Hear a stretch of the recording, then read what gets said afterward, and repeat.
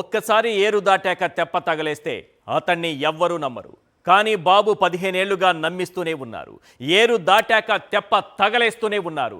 నమ్మకంతో ఓట్లేసి గెలిపించిన ప్రజలను ఏరు దాటాక బోడి మల్లన్నలు అంటూ హేళన చేస్తున్నారు. ప్రభుత్వ ఉద్యోగులైనా, స్టీల్ ప్లాంట్ కార్మికులైనా, వాలంటీర్లైనా, నిరుద్యోగ యువతైనా, 18 ఏళ్లు దాటినటువంటి అమ్మాయిలైనా, రైతన్నలైనా ఏరు దాటాక అందరి తెప్పలు బాబు తగలేస్తున్నారు. ఇప్పుడు విశాఖ స్టీల్ ప్లాంట్ కార్మికుల వంతు వచ్చింది. పోరాడుదాం పోరాడుదాం కలిసి పోరాడుదాం అంటూ నాడు గొంతు చించుకుని అరిచి నేడు అదే కార్మికులను వైట్ ఎలిఫెంట్స్ అంటున్నారు. తెల్ల ఏనుగులట. వీళ్లను మేపడం తప్ప వీళ్ల వల్ల ప్రయోజనం ఉండదట. వీళ్ల కారణంగా విశాఖ స్టీల్ ప్లాంట్ నష్టాల్లో నడుస్తోందట. తిని తొంగోవడం తప్ప ఒళ్ళొంచి కష్టపడటం లేదని దారుణంగా అవమానించారు. తెప్ప తగలేయక ముందు బాబు ఏమన్నారు, తెప్ప తగలేస్తూ బాబు ఏమన్నారో ఒకసారి చూద్దాం. అందరం కలిసి కాపాడుకుంటామా లేదా అని అడుగుతున్నా. ఇప్పుడు చెప్పండి, కాపాడుకుంటాం కాపాడుకుంటాం, కలిసి పోరాడతాం కలిసి పోరాడతాం, అందరం ఒకటవుతాం, సంఘటన శక్తిగా తయారవుతాం. విశాఖపట్నం ఉక్కు అనేది మన ఆత్మ. విశాఖ ఉక్కు, విశాఖ ఉక్కు, ఎంతో మంది ప్రాణ త్యాగాలు. విశాఖపట్నం ఉక్కు. నువ్వు ఇంట్లో పడుకొని పని చేయకపోతే ఎట్లయ్యా? గుర్తుపెట్టుకోవాలి, మీరందరూ కూడా ఏం తయారయ్యారంటే ఊరికే జీతాలు ఇస్తారా? పని చేయాలి కదా. ప్రతి ఒక్కసారి కేంద్రం రాష్ట్రం డబ్బులు ఇస్తుందా? ఏనయ్యా, మీరే పబ్లిక్ సెక్టర్లో ఉందని బెదిరిస్తా కూర్చుంటే ఎంతో పైన ప్రతి ఒక్కరు ఇదే మరి మీరు క్వశ్చన్స్ అడుగుతా ఉంటే అన్ని ఎందుకు లాభాలు ఉన్నాయి, ఇక్కడ నష్టం ఎందుకు వస్తా ఉంది? నేను కూడా 3 నెలలకు ఒకసారి రివ్యూ చేస్తున్నా. మీరు కూడా గుర్తుపెట్టుకోవాలి, పని చేయాలి. పని చేయకపోతే ఎన్నిసార్లు గవర్నమెంట్ ఎక్కడైంది డబ్బులు తెచ్చిస్తామండి? ఇది ట్యాక్స్ పేయర్స్ మనీ కదా. ఇది ఎఫిషియన్సీ ఉండాల్సిన పని లేదా?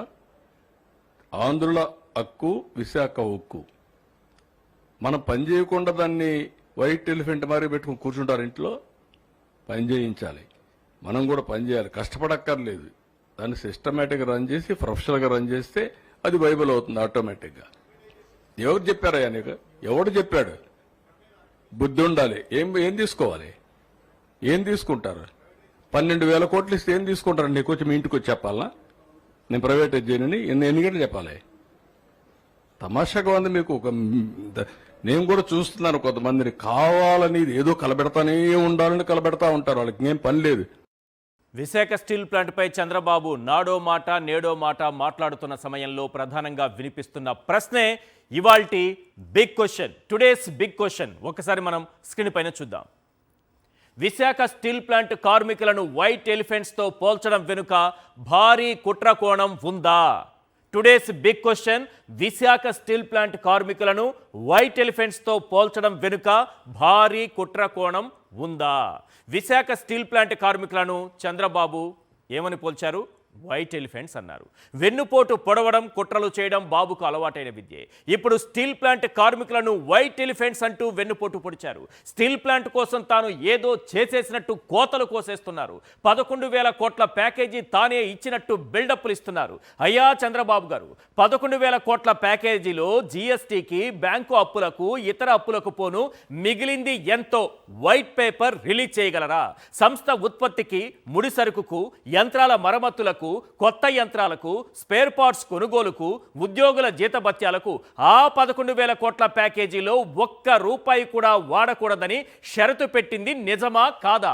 సింహాద్రి అప్పన్నపై ఒట్టేసి నిజం చెప్పండి. విశాఖ స్టీల్ ప్లాంట్ కార్మికులు వైట్ ఎలిఫెంట్సా? పని చేయకుండా జీతాలు తీసుకుంటున్నారా? తెల్ల ఏనుగుల్లా మారిపోయారా?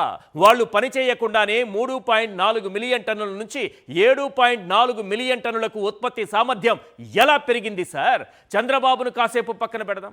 డిప్యూటీ సీఎం స్థాయి నుంచి యూట్యూబర్ స్థాయికి ఎదిగిన పవన్ కళ్యాణ్ గారు ఇప్పుడు ఎక్కడున్నారు? ఏ హెలికాప్టర్లో తిరుగుతూ వీడియోలు తీస్తూ అప్లోడ్ చేసుకుంటున్నారు?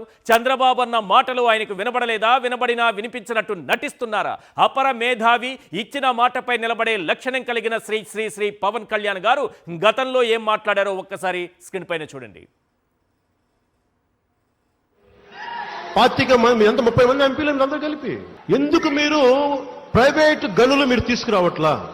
జిందాల్ స్టీల్ ప్లాంట్ కే ప్రైవేట్ మైన్స్ ఉన్నాయే, మీరు ఎందుకు తీసుకురాలేకపోయారు? గనులు ఎందుకు ఇవ్వలేకపోయారు?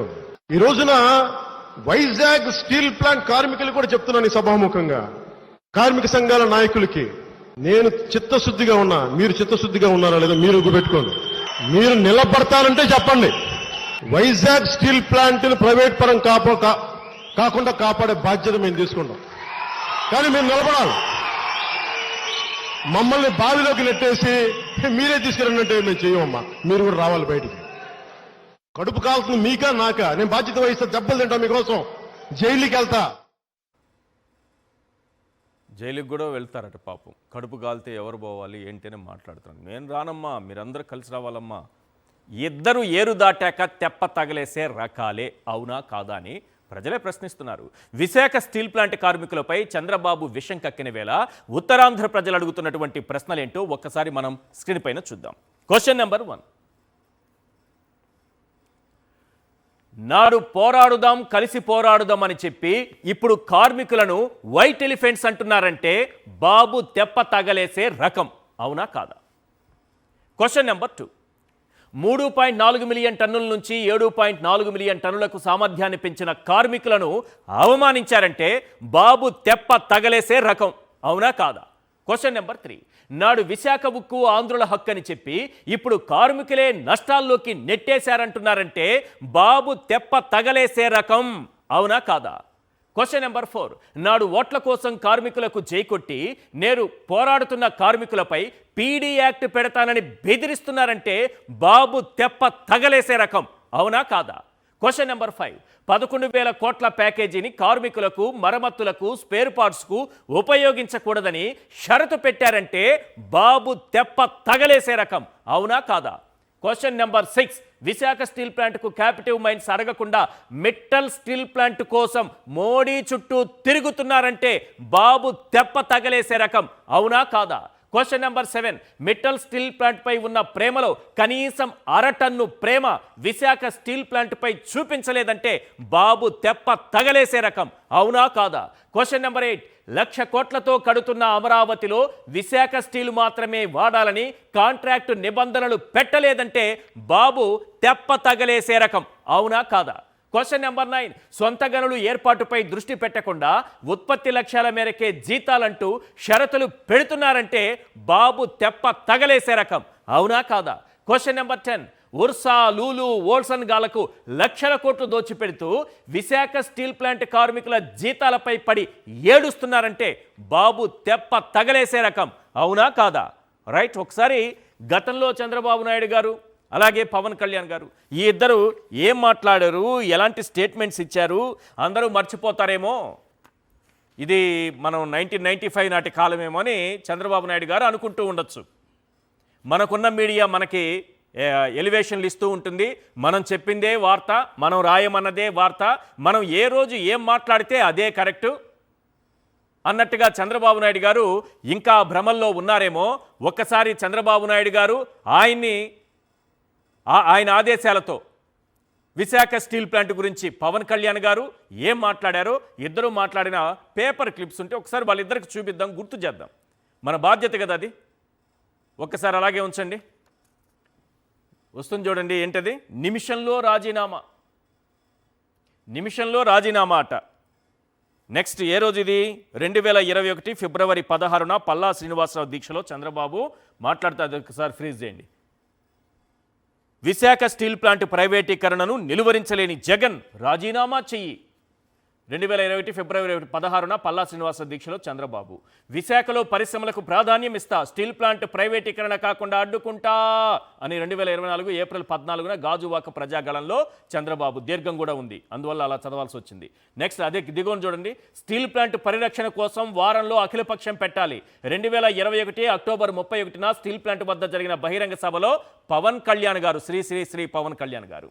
నెక్స్ట్, వాజ్పేయి హయాంలో స్టీల్ ప్లాంట్ను ప్రైవేటీకరణ చేయబోతే నేనే అడ్డుకున్నా, కేంద్రం నుంచి ఆర్థిక సాయం రాబట్టి ఫ్యాక్టరీని ఆదుకున్నాం, ఇప్పుడు కాపాడుకుంటాం. 2024 జూలై 12న అనకాపల్లి పర్యటనలో సీఎం చంద్రబాబు. నెక్స్ట్, గతంలో విశాఖ ఉక్కు కర్మాగారాన్ని నేనే కాపాడాను, భవిష్యత్తులోనూ కాపాడుతాను, త్వరలోనే ఉక్కు కర్మాగారం ఉద్యోగులతో మాట్లాడుతా. 2024 ఆగస్టు 3న విశాఖ ఉక్కు కర్మాగారం యూనియన్ నాయకులతో చంద్రబాబు. విశాఖ ఉక్కును ప్రైవేటు పరం కానివ్వం, గతంలో నాతో కలిసి రండి, ఢిల్లీకి తీసుకువెళ్తానన్నాను.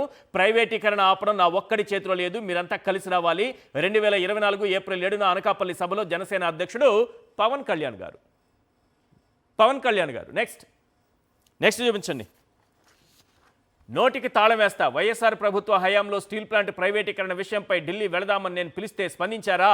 2024 సెప్టెంబర్ 17న సచివాలయంలో మీడియాతో చంద్రబాబు. నెక్స్ట్, 5 కోట్ల మంది ఆకాంక్షలు తీర్చాలని ప్రధానిని కోరతా. 5 కోట్ల మంది ప్రజల ఆకాంక్షలు తీర్చాలని నరేంద్ర మోడీని కోరతాను. విశాఖ ఉక్కు కర్మాగారం, రైల్వే జోన్, యువతకు ఉపాధి కల్పనాంశాలపై ఆయనతో మాట్లాడతా. 2024 జూలై 16న మంగళగిరిలో డిప్యూటీ సీఎం పవన్ కళ్యాణ్ గారు. నెక్స్ట్, విశాఖ ఉక్కుపై అసెంబ్లీలో తీర్మానం చేయాలి. 2021 మార్చి 18న వీడియో సందేశంలో పవన్ కళ్యాణ్ గారు. నెక్స్ట్, ఉక్కు ఫ్యాక్టరీపై వైఎస్ఆర్సీపీ తన అభిప్రాయం చెప్పడానికి వారం రోజులు గడువిస్తున్నా. ఎవరైనా వారం రోజులు గడువు కూడా పెట్టారే. 2021 అక్టోబర్ 31న విశాఖలో జనసేన నిర్వహించిన బహిరంగ సభలో పవన్ కళ్యాణ్ గారు గడువు కూడా పెట్టారు. చాలా మంచి నాయకుడు ఆయన. ఇప్పుడు ఎక్కడున్నారో తెలియదు, ఏం చేస్తున్నారో తెలియదు. అసలు చంద్రబాబు విశాఖ స్టీల్ ప్లాంట్ కార్మికులను వైట్ ఎలిఫెంట్స్తో పోల్చడం వెనుక, అది నష్టాల్లో ఉండడానికి వారే కారణమని చెప్పడం వెనుక అతిపెద్ద భారీ కుట్ర దాగి ఉందా? ఆ కుట్ర కోణం ఏంటి?